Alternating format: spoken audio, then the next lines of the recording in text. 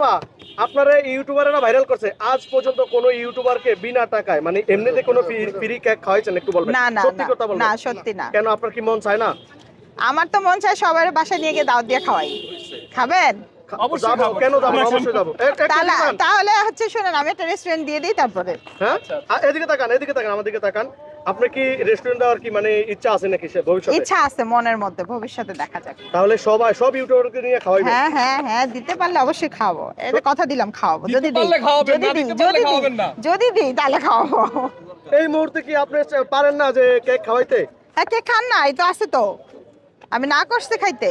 এখন খাওয়াবেন? ফিরি না, ফিরি না, মানে ফ্রি খাওয়াবেন না? না ফিরি খাওয়াবো না। আপনাকে তো আমরা প্রথমেই বলছি যে ফ্রি কি কোনো ইউটিউবারকে খাওয়াইছেন? না ফিরি খাওয়াইনি, ফিরি খাওয়াইনি, খাওয়াইতে মন চায় না? ফিরি খাওয়াবো না। এই যে আপনি জনপ্রিয়তা লাভ করছেন, এটা কি মন চায় না ইউটিউবারদের তা কারণে? আমার জন্য তো তারাও হচ্ছে লাভ করছে, তাই না?